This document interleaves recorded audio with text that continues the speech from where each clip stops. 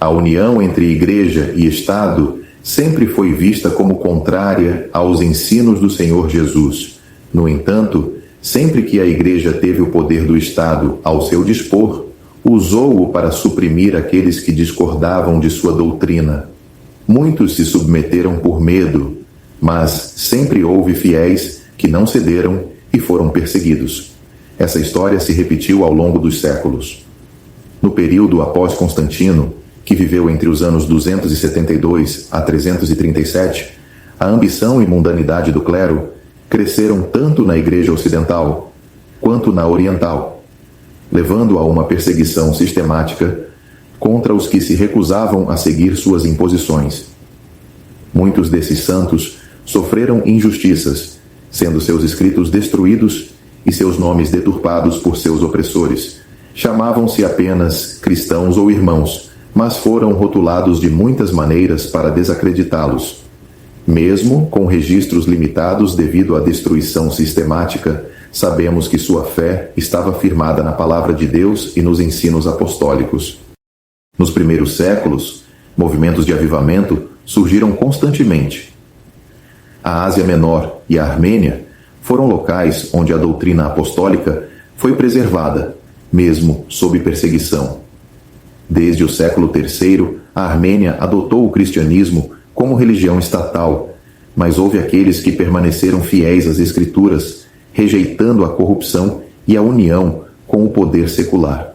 No século VII, Constantino, mais tarde chamado Silvano, destacou-se como líder dos fiéis na Armênia. Ele recebeu uma cópia dos Evangelhos e das Epístolas de Paulo, o que mudou radicalmente sua vida. Por cerca de 30 anos, pregou contra a idolatria da Igreja Bizantina e ensinou a pureza da fé cristã.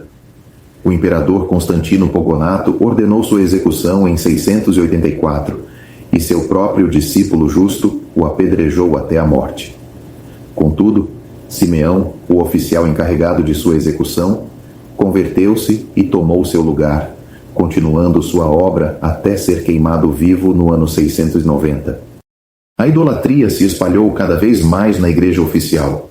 No século VIII, o imperador Leão III, o Exáurio, que viveu entre os anos 685 a 741, tentou eliminar a adoração de imagens, dando início à crise iconoclasta, que durou mais de um século. Muitos clérigos e fiéis se opuseram à destruição das imagens, resultando em perseguições e confrontos políticos. No século IX, as perseguições aos paulicianos atingiram seu auge sob a imperatriz Teodora, que viveu entre os anos 815 a 867. Entre os anos 842 e 867, estima-se que 100 mil deles tenham sido mortos. Sérgio, um líder pauliciano, dedicou 34 anos de sua vida pregando e encorajando os crentes, até ser capturado e cortado ao meio com um machado.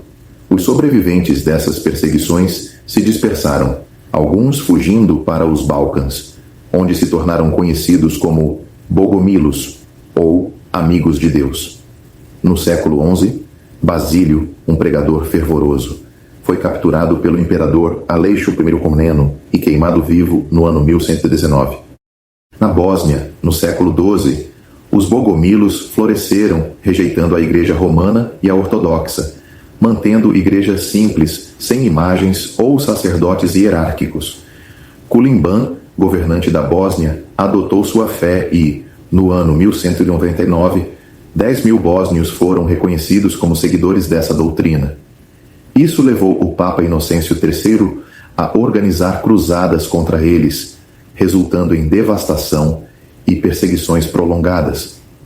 No século XV, os bogomilos bósnios foram forçados a escolher entre a Inquisição e a invasão otomana.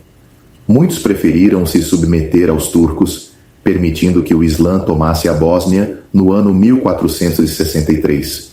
Durante 4 séculos, a fé daqueles que resistiram foi apagada pela opressão religiosa e política, mas seus testemunhos e resistência heróica permaneceram registrados na história. A perseverança desses discípulos do Senhor Jesus, mesmo diante de torturas e execuções, prova a força inabalável da fé cristã verdadeira. Suas vidas e sacrifícios são um testemunho vivo da fidelidade à palavra de Deus em meio às trevas da corrupção e da perseguição religiosa. Essa trajetória de resistência e fidelidade teve um impacto profundo. O testemunho dos que não cederam foi passado de geração em geração. As doutrinas corrompidas da Igreja estatal se espalharam, mas um remanescente fiel manteve a verdade bíblica. Mesmo quando, fragmentados e perseguidos, continuaram a proclamar o Evangelho e a resistir às pressões de seus opressores. A história dos perseguidos nos ensina sobre a necessidade de permanecer firmes na fé, mesmo quando tudo parece estar contra nós. Aqueles que escolheram seguir a Cristo enfrentaram rejeição, tortura e morte, mas sua fé não foi abalada.